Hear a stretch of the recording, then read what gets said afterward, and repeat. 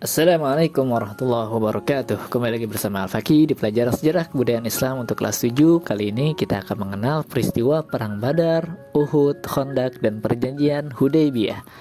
Yang pastinya secara ringkas dong.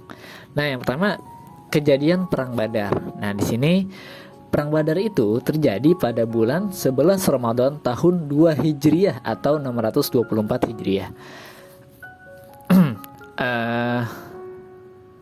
Sorry, ini salah kayaknya nih. Seharusnya Masehi ya.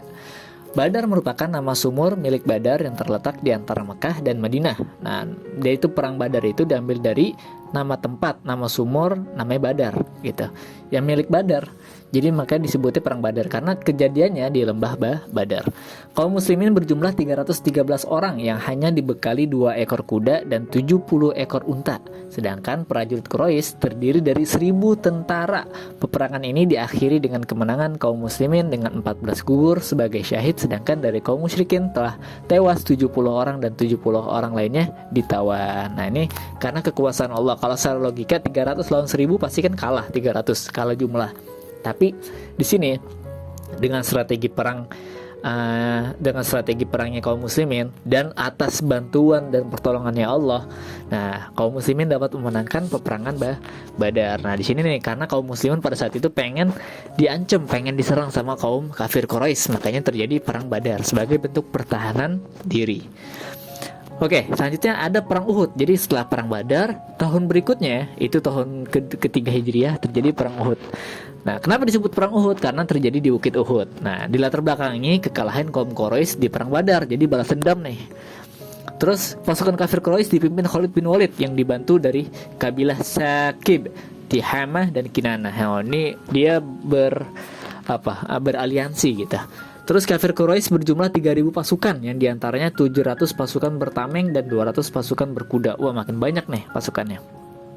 Nah, selanjutnya kaum muslimin berjumlah 1000 orang. Nah, di sini semakin banyak kaum muslimin yang orang-orang tuh masuk Islam. Jadi pasukan kaum muslimin pada saat itu semakin banyak.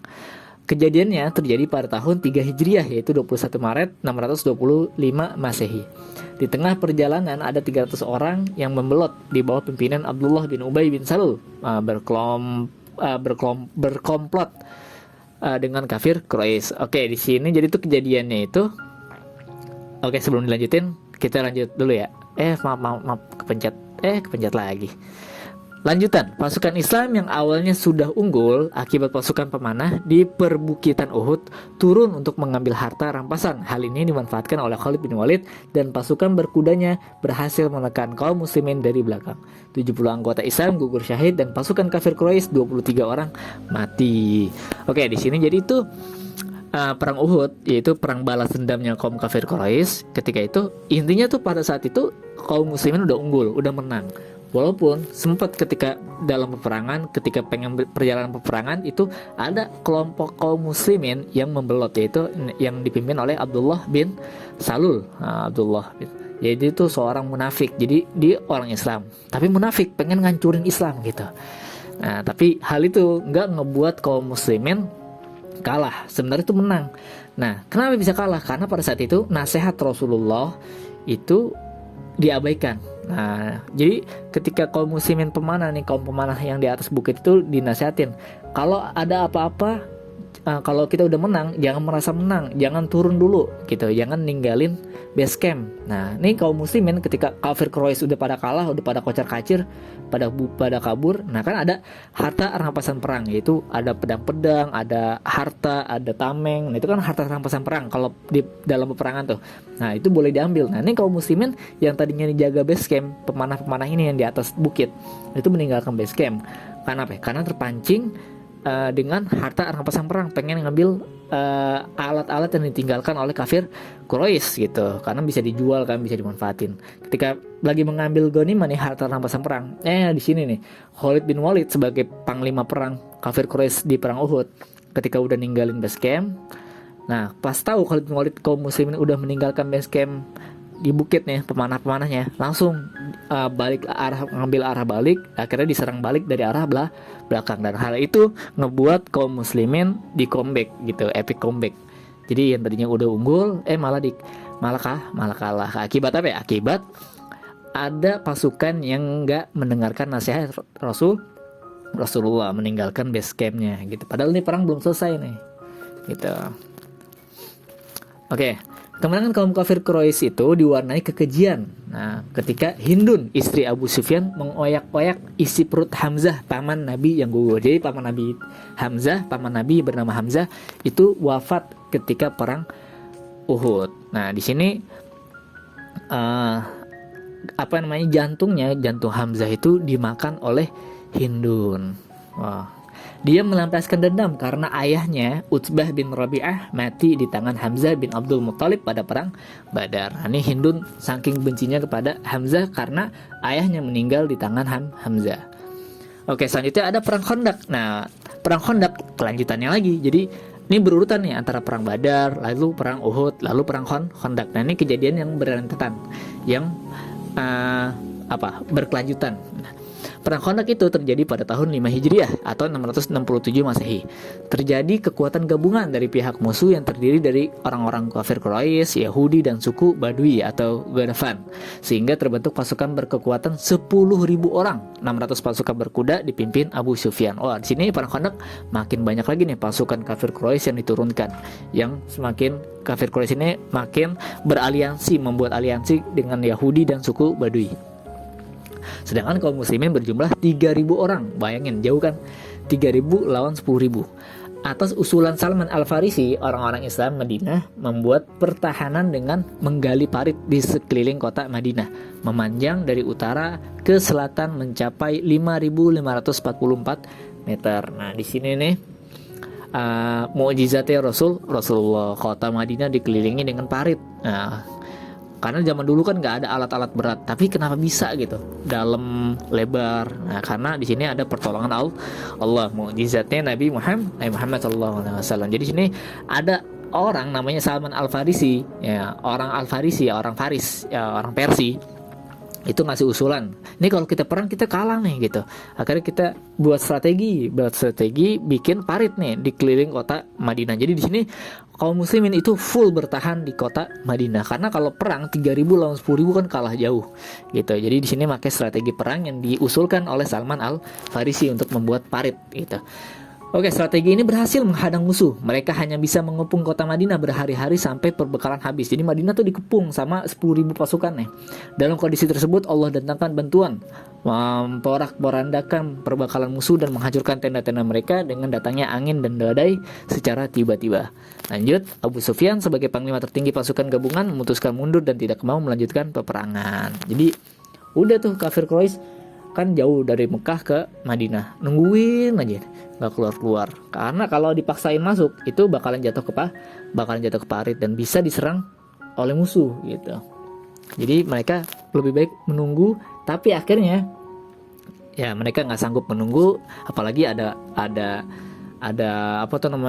angin topan, ada badai dan lain sebagainya. Akhirnya mereka nggak kuat, perbekalan yang mereka bawa juga kan terbatas kan. Jadi ya udah, akhirnya mereka nyerah pulang. Nah, di sini kaum muslimin menang karena bertahan gitu. Oke, selanjutnya ada yang namanya peristiwa perjanjian Hudaybiyah.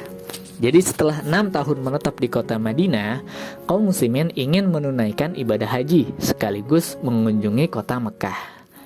Nah, pengen pergi haji gitu. Pada bulan Zulqa'dah tahun ke-6 Hijriah, bertepatan pada 668 Masehi, umat Islam bersama Nabi Muhammad SAW berangkat ke Mekah untuk menunaikan haji. Namun, para tokoh kaum kafir Quraisy berusaha ingin menghadang dan menghalanginya pada saat menerima berita keberangkatan rombongan Nabi tersebut. Hudaybiyah adalah sebuah nama tempat. Kaum muslimin berhenti sejenak dan mengirim utusan Utsman bin Affan agar menyampaikan maksud dan tujuan mereka kepada kaum kafir Quraisy. Perundingan alot pun terjadi. Para pemimpin kafir Quraisy tetap menolak rombongan umat Islam memasuki Mekah, tetapi mereka menghasilkan kesepakatan yang terkenal dengan perjanjian Hudaybiyah. Nah, di sini jadi niat awal kaum muslimin itu emang pengen pergi haji aja nih. Datang, pas lagi perjalanan itu orang-orang kafir Quraisy yang ada di Mekah mendengar, kaum muslimin lagi datang ke sini nih gitu. Pengen ngapain? Pengen pergi haji. Nah, tapi orang pemimpin kafir Quraisy itu nggak seneng, nggak setuju. Gitu. Akhirnya ketika di nama kota apa namanya, Bukit Hudaybiyah. Nah ini kaum muslimin diam dulu nih, ngasok dulu. Untuk apa? Untuk mengirim utusan. Takutnya ketika masuk ke kota Mekah, karena kafir Quraisy nggak nerima, nah terjadi pertempuran. Sedangkan mereka nih nggak pengen ada pertempuran, karena pengen pergi haji tok gitu. Nah di situ diutus Utsman bin Affan untuk berunding. Tapi ketika berunding itu mereka tiga tetap menolak gitu, dan akhirnya ada sebuah perjanjian yang disebut dengan atau terkenal dengan perjanjian Hudaybiyah, karena terjadi di tempat yang bernama Hudaybiyah. Apa tuh isi perjanjiannya? Pertama, peletakan senjata antara kedua belah pihak selama 10 tahun. Maksudnya inian gencatan senjata, damai. Selama 10 tahun kita nggak boleh perang, harus damai.